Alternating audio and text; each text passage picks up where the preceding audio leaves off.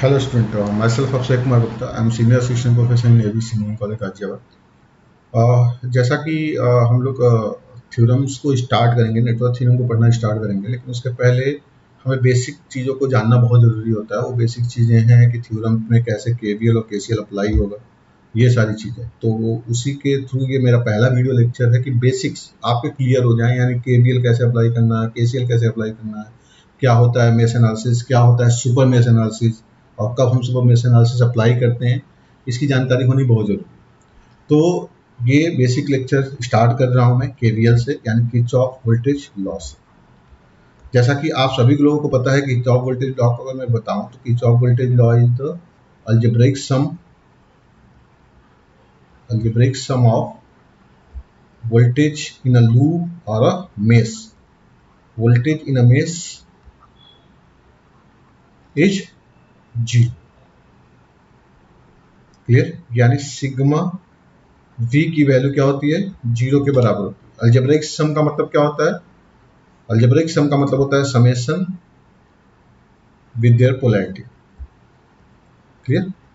With their polarity, यानी आपका जो पोलैरिटी है वोल्टेज का, वो भी क्लियर होना चाहिए और उसी के बेसिस पे आपको अल्जेब्रिक सम करना है। यानी आप अगर किसी लूप में घूम रहे हैं तो कैसे आप पोलैरिटी को चूज करेंगे, अभी हम देखेंगे सर्किट के थ्रू।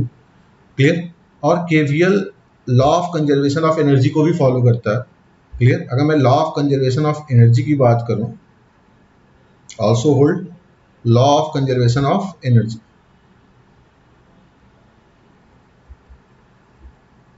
ये कैसे होता है, उसके पीछे भी लॉजिक है। अगर आप पोटेंशियल को डिफाइन करें तो पोटेंशियल का डिफिनीशन क्या होता है कि एक यूनिट चार्ज को इनफाइनाइट से एक पर्टिकुलर डिस्टेंस पे लाने पे जितना वर्क डन होता है वही आपका पोटेंशियल होता है। यानी मैं v की अगर बात करूं, अगर कॉन्टिन्यूस मोशन की बात हो रही है तो v क्या होता है? Minus del W upon del Q के बराबर, अगर एक कॉन्टिन्यूस वैल्यू हो तो। अदरवाइज v इक्वल टू क्या होता है? डब्ल्यू बाई क्यू होता है। और चूंकि हमें अपोजिट यानी इनफाइनाइट से पर्टिकुलर रीजन में लाना होता है तो इसलिए हम वर्क डन करते हैं। क्लियर? ठीक है। तो यहाँ पे minus del W by del Q की अगर मैं बात करूं और यहाँ पे सिग्मा वी की बात करूं तो सिग्मा वी क्या है? एक लूप में, एक मेश में सिग्मा वी की वैल्यू क्या है? 0 है। और ये 0 वैल्यू होने का मतलब क्या हो गया? Del W upon del Q की वैल्यू एक तरह से मैथमेटिकली 0 होना। और ये 0 तभी हो सकता है जब आपका डब्ल्यू कांस्टेंट हो, यानी वर्क डन कांस्टेंट हो। और वर्क डन ही क्या होता है? एनर्जी होती है। क्लियर? अगर मैं वर्क डन की बात करूं तो वर्क डन ही, आपका कोई भी वर्क डन होता है वो क्या होता है? एनर्जी ही होता है। क्लियर? इसीलिए आपका जो एनर्जी होता है किसी भी लूप में कंजर्व रहता है, यानी KVL law of conservation of energy को फॉलो करता है। और रीजन उसके पीछे मैथमेटिकल रीजन भी मैंने आपको बता दिया कि del W by del Q की वैल्यू 0 तभी हो सकती है जब डब्ल्यू आपका कांस्टेंट हो। क्लियर? अब हम बढ़ते हैं कि कैसे हम केवीएल एक सर्किट में अप्लाई करेंगे। केवीएल को अप्लाई करने से पहले आपको पता है कि अगर मैं बात करूं कि सोर्सेस क्या होते हैं, ये भी आपको क्लियर होगा। क्लियर? डीसी सोर्स भी होता है, एसी सोर्स भी होता है। कैसे हम रिप्रेजेंट करते हैं ये भी आपको पता होगा। अगर डीसी सोर्स है तो हम सिंपली प्लस और माइनस पोलैरिटी के साथ शो करते हैं। करंट सोर्स है तो डायरेक्शन के साथ शो करते हैं। अगर यही आपका सोर्स एसी सोर्स है तो सर्कल हम बनाते हैं और एसी बना देते हैं। क्लियर? तो ये सारी चीजें हैं, ये चीजें आपको क्लियर होनी चाहिए। मेन क्या है? एलिमेंट। अगर कोई रजिस्टर है, कोई इंडक्टर है, क्लियर, या कोई कैपेसिटर। क्लियर? अगर इसमें करंट का फ्लो हो रहा है, आपको पता है कि जो सोर्स होता है, सोर्स में अगर करंट का फ्लो हो रहा है तो हमेशा लोअर पोटेंशियल से हायर पोटेंशियल की तरफ फ्लो होगा। क्यों? क्योंकि ये एनर्जी प्रोड्यूस करते हैं।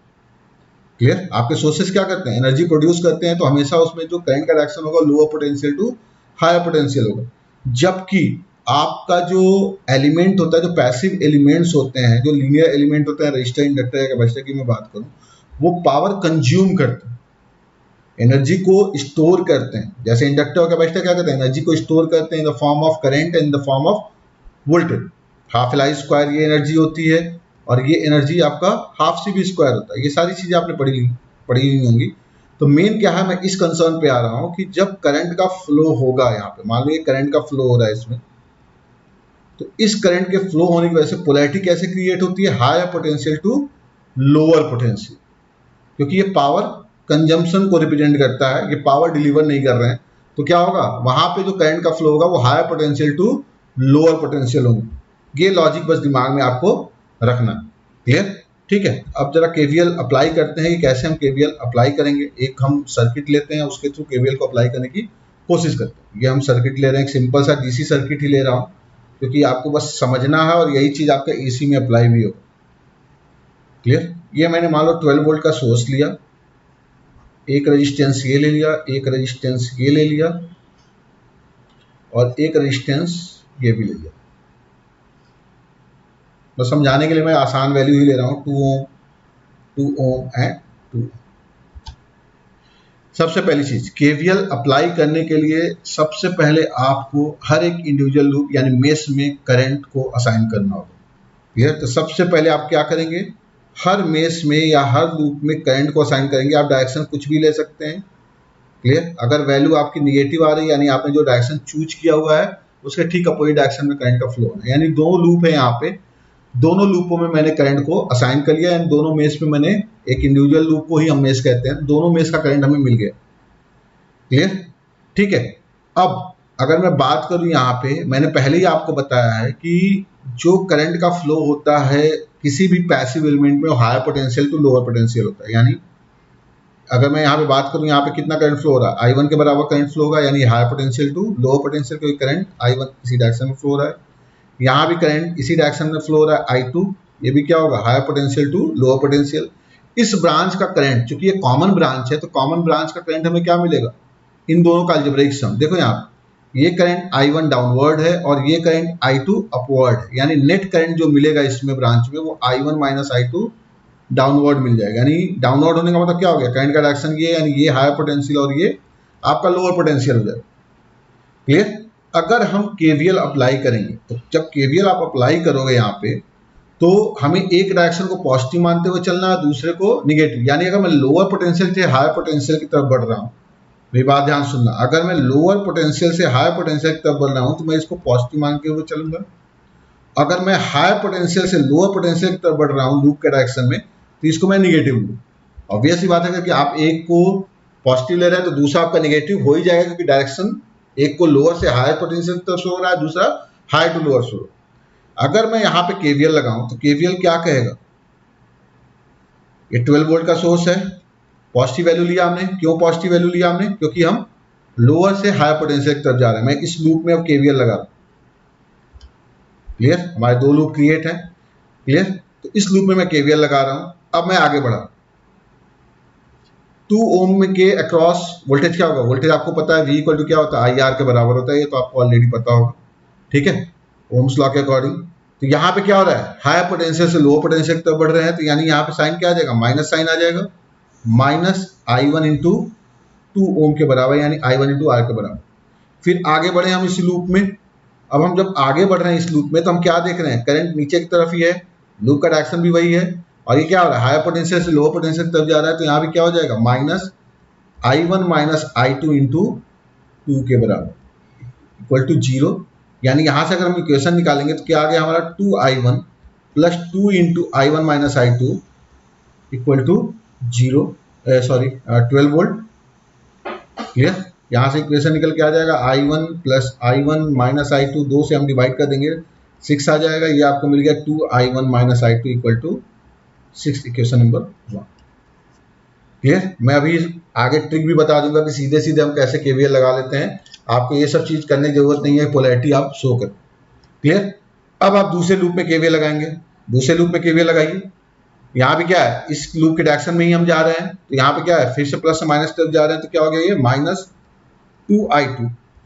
क्लियर? अब यहाँ पे क्या हो रहा है, अब इस लूप में आप इस डायरेक्शन की तरफ बढ़ रहे हैं, यानी लोअर पोटेंशियल से हायर पोटेंशियल की तरफ बढ़ रहे हैं, तो यहाँ पे क्या आ जाएगा, प्लस साइन, और क्या हो जाएगा, ये I1 माइनस I2 इंटू 2 के बराबर इक्वल टू 0। क्लियर? तो 2 से 2 कैंसिल आउट हो गया। यहाँ पे क्या आ जाएगा, minus I2 plus I1 minus I2 equal to 0। यानी यहाँ से आप निकालोगे तो आपको मिल जाएगा I1 minus 2I2 equal to 0, equation number 2। दो अननोन, दो इक्वेशन आप इजीली सॉल्व कर लोगे। आप जब इसको सॉल्व करोगे, यानी I1 की वैल्यू क्या पुट कर दोगे, पहले वाली इक्वेशन में 2i2 के बराबर, यहाँ से i1 क्या आ जाएगा 2i2 के बराबर जाएगा, वैल्यू पुट कर दो यहाँ पे, तो 2 into 2i2 minus i2 equal to 6, यानी यहाँ से कितना आ गया आपका 3i2 इक्वल टू 6, यानी i2 की वैल्यू आ गई 2 एम्पियर। क्लियर, जब i2 की वैल्यू 2 एम्पियर आ गई तो ऑब्वियस सी बात है कि i1 की वैल्यू क्या होगी यहाँ पे 2 इंटू 2 यानी 4 एम्पियर। क्लियर, i2 की वैल्यू 2 एम्पियर के बराबर आ गई और i1 की वैल्यू 4 एम्पियर के बराबर आ गई, आपको यहाँ पे ये विजुलाइज हो रहा है। ठीक है, तो इस तरह से हम वैल्यू को कैलकुलेट करते हैं। अब मैं अगर बात करूं यहाँ पे कि अगर मैं यहाँ पे बात करूं, क्लियर, अगर मैं यहाँ पे बात करूं कि ये वैल्यू तो हमने कैलकुलेट कर ली, ठीक है, हमने लॉजिक लेते हुए अप्लाई भी किया केवीएल को। आप चाहो तो सीधे सीधे यहाँ पे केवीएल अप्लाई कर सकते हो, आपको ये सब चीजें करने की कोई जरूरत नहीं है। आपको बस की पॉइंट क्या याद रखना है कि जो लूप आपने चूज किया है, अगर लूप के डायरेक्शन में करंट का डायरेक्शन है तो एलिमेंट के लिए, ये केवल फॉर एलिमेंट के लिए है, जो भी आपका एलिमेंट होगा। क्लियर, अगर लूप के डायरेक्शन में करंट का डायरेक्शन है तो हमेशा आप निगेटिव साइन लेंगे।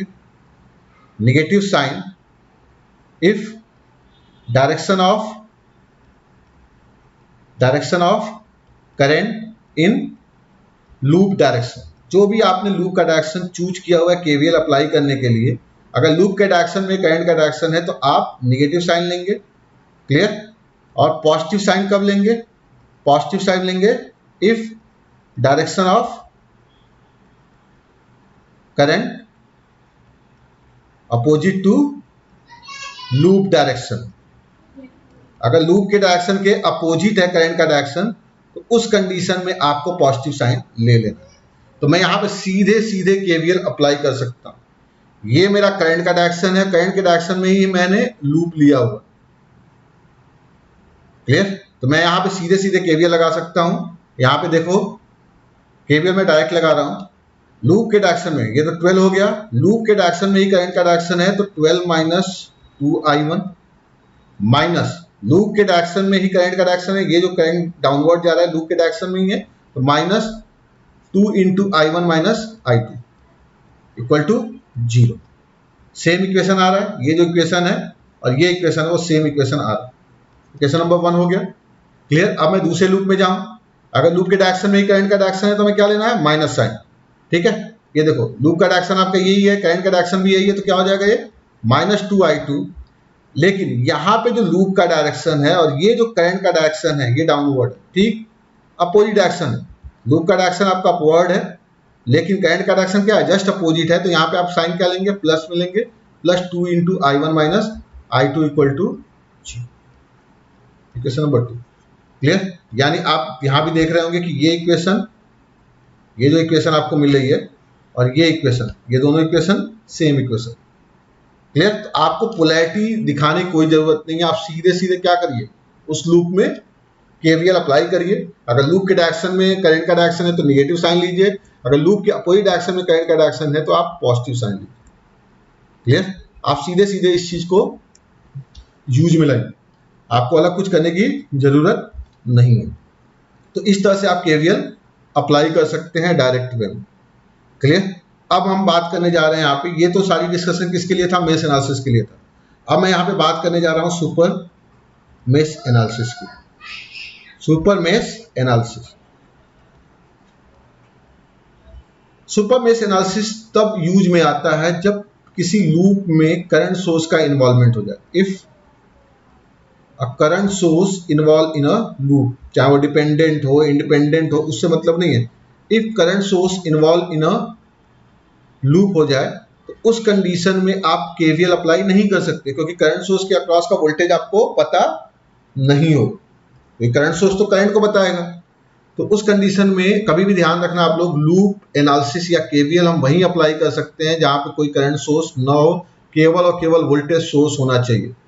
मेश एनालिसिस के लिए किसी भी लूप में involve only voltage source and involve only voltage source and elements.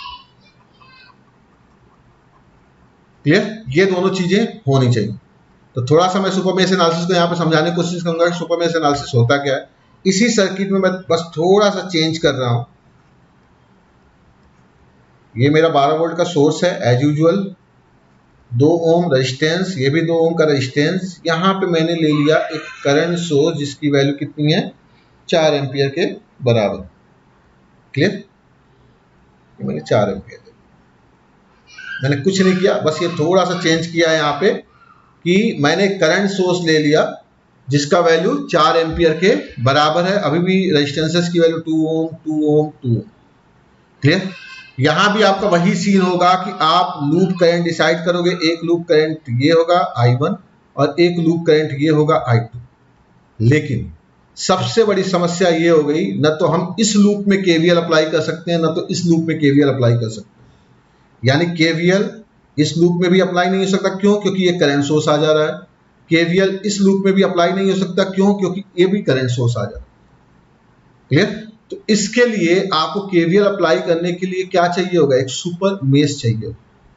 Clear, super mesh का मतलब ये होता है कि आप एक ऐसा लूप क्रिएट करें जिसके पाथ में केवल और केवल एलिमेंट्स और वोल्टेज सोर्स आए। तो अगर आप ध्यान दोगे यहाँ पे, तो मैं यहाँ से मूव कर रहा हूँ वोल्टेज सोर्स से, इस रेजिस्टेंस के पास गया, फिर मैं आगे बढ़ा, इस रेजिस्टेंस के पास गया, फिर मैं आगे बढ़ा, और ये मैं फिर से वोल्टेज सोर्स पे आ गया। ये मुझे क्या मिल गया, एक सुपर मेश मिल गया। ये क्या हो गया आपका, एक सुपर मेश हो गया। क्लियर, ये कैसे बिहेव कर रहा है, सुपर मेश की तरह, जिसमें कोई इन्वॉल्वमेंट नहीं है किसका, करंट सोर्स का। तो इस लूप में आप केवीएल इजीली अप्लाई कर सकते। क्लियर, कई लोगों की समस्या ये होती है कि सर 2 अननोन है, केवल एक लूप में केवीएल अप्लाई करके कैसे हो जाएगा। ऐसी बात नहीं है। ये जो कॉमन ब्रांच है इसमें 4 एम्पियर का करंट फ्लो हो रहा है ना, तो कॉमन ब्रांच में जो करंट की वैल्यू निकालेंगे वो 4 एम्पियर के बराबर हो जाएगी। क्लियर, तो एक इक्वेशन तो यहां से निकल जाएगा। यानी अगर मैं बात करूं यहां से, तो ये आपका I1 डाउनवर्ड फ्लो हो रहा है इस ब्रांच में, और I2 अपवर्ड फ्लो हो रहा है इस ब्रांच में। यानी मैं अगर बात करूं, क्योंकि करंट सोर्स का डायरेक्शन अपवर्ड है तो इसीलिए हमको इसी डायरेक्शन में लेना चाहिए। तो I2 minus I1 upward flow करेगा करंट, और इस I2 माइनस I1 की वैल्यू ऑब्वियस सी बात है किसके बराबर हो जाएगी, 4 एम्पियर के बराबर हो जाएगा। यानी क्वेश्चन नंबर 1 मिल गया। I2 माइनस I1 की वैल्यू क्या होगी, ये जो सीरीज में, जो कि रेजिस्टेंस सीरीज में है, तो ऑब्वियस सी बात है करंट सोर्स से जितना करंट फ्लो होगा इस रेजिस्टेंस में फ्लो करेगा, और वो I2 माइनस I1 के बराबर ही होगा। तो यहां से एक इक्वेशन निकल जाएगा आपका, कॉमन ब्रांच में जो भी नेट करंट फ्लो हो रहा है वो 4 एम्पियर के बराबर होगा। क्लियर, अब हम सुपर मेश एनालिसिस अप्लाई करेंगे by applying KVL in super mesh. Logic लगाने का वही है, आपको पोलैरिटी वगैरह शो करने की कोई जरूरत नहीं है। आपको सिंपली क्या करना है, करंट के डायरेक्शन में अगर लूप का डायरेक्शन है तो minus sign, otherwise positive sign.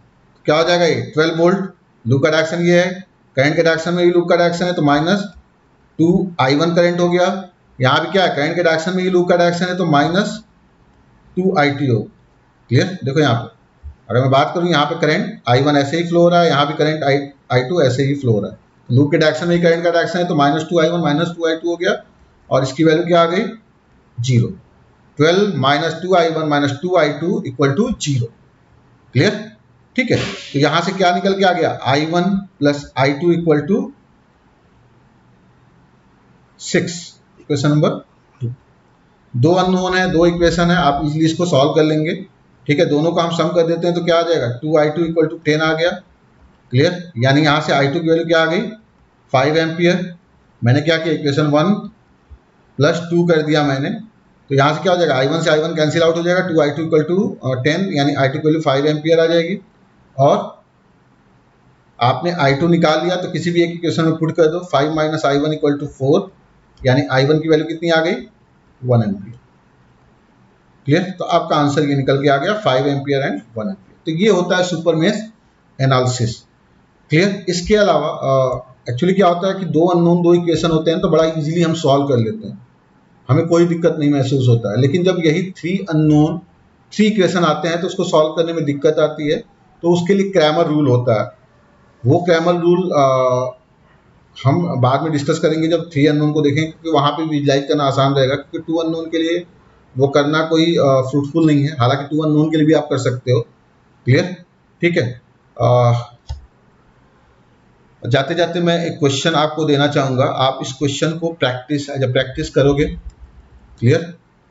एक क्वेश्चन क्या है, ये आपका एक सर्किट है, इसको आपको केवीएल से सॉल्व करना, बाय अप्लाइंग मेश या और सुपर मेश एनालिसिस, जो भी आपको अप्लाई करना है, इसको आपको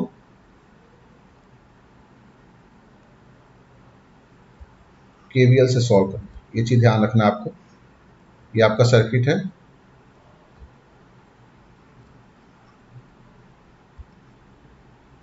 ये एक 5 वोल्ट का सोर्स, ठीक है, 1 ohm, 1 ampere, 1 ampere, 1 ohm and 1 ohm, clear. इस सर्किट में आपको लूप करंट फाइंड आउट करना है, यानी आपको सारे लूप असाइन कर देने हैं।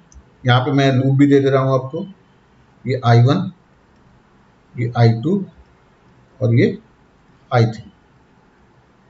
फाइंड आउट, क्वेश्चन क्या है, find out loop current in the circuit